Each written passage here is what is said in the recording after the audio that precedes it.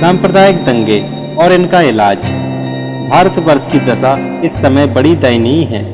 एक धर्म के अनुयायी दूसरे धर्म के अनुयायियों के जानी दुश्मन हैं। अब तो एक धर्म का होना ही दूसरे धर्म का कट्टर शत्रु होना है। ऐसी स्थिति में हिंदुस्तान का भविष्य बहुत अंधकारमय नजर आता है। इन धर्मों ने हिंदुस्तान का बेड़ा गर्क कर दिया और अभी पता नहीं कि यह धार्मिक दंगे भारतवर्ष का पीछा कब छोड़ेंगे। इन दंगों ने संसार की नज़रों में भारत का नाम बदनाम कर दिया है और हमने देखा है कि इस अंधविश्वास के बहाव में सभी बह जाते हैं। कोई बिरला ही हिंदू, मुसलमान या सिख होता है जो अपना दिमाग ठंडा रखता है।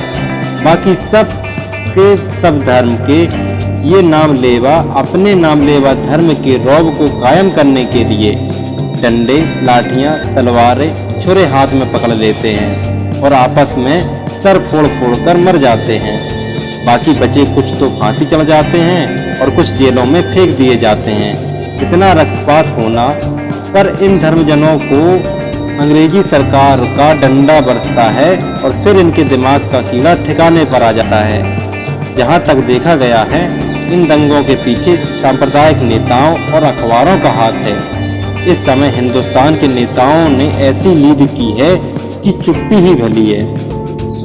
वही नेता जिन्होंने भारत को स्वतंत्र कराने का बीड़ा उठाया हुआ था, जो सम्मान, राष्ट्रीयता और स्वराज के दमगजे मारते नहीं थकते थे, वही या तो अपने सिर छुपाए चुपचाप बैठे हैं या इसी धर्मांता के बहाव में चले हैं। सिर छिपाकर बैठने वालों की संख्या क्या कम है और सांप्रदायिकता की ऐसी प्रबल बाढ़ आई हुई है कि वे भी इसे रोक नहीं पा रहे। ऐसा लग रहा है कि भारत के नेतृत्व का दिवाला पिट गया है। दूसरे सज्जन जो सांप्रदायिक दंगों को भड़काने में विशेष हिस्सा लेते रहे हैं, वे अखबार वाले हैं। पत्रकारिता का व्यवसाय जो किसी समय भाव बहुत ऊंचा समझा जाता था, वह आज वह भी गंदा हो गया है। ये लोग एक दूसरे के विरुद्ध बड़े मोटे मोटे शीर्षक देकर लोगों की भावनाओं को भड़काते हैं और परस्पर सिर फुटबॉल करवाते हैं। एक दो जगह ही नहीं, कितनी जगहों पर इसीलिए दंगे हुए हैं कि स्थानीय अखबारों ने बड़े उत्तेजनापूर्ण लेख लिखे हैं। ऐसे लेखक जिनका दिल व दिमाग ऐसे दिनों में भी शांत रहा हो बहुत कम हैं।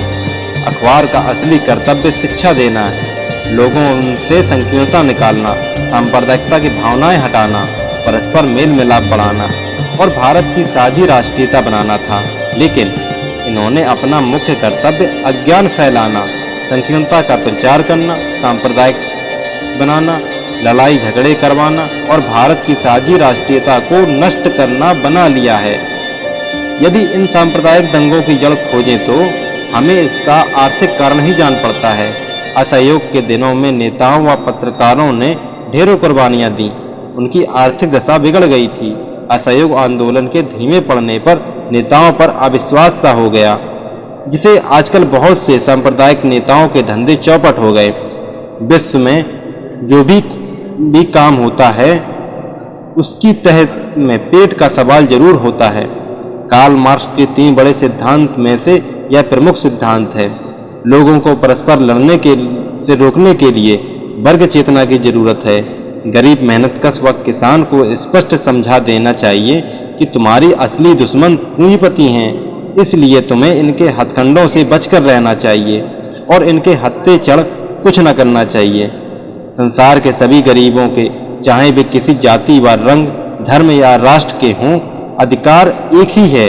तुम्हारी भलाई इसी में है कि तुम धर्म, रंग, नस्ल और राष्ट्रीयता के देश के भेदभाव को मिटाकर एकजुट हो जाओ और सरकार की ताकत अपने हाथ में लेने का यत्न करो। इन यत्नों से तुम्हारा नुकसान नहीं होगा। इससे किसी दिन तुम्हारी जंजीरें कट जाएंगी और तुम्हें आर्थिक स्वतंत्रता मिल जाएगी।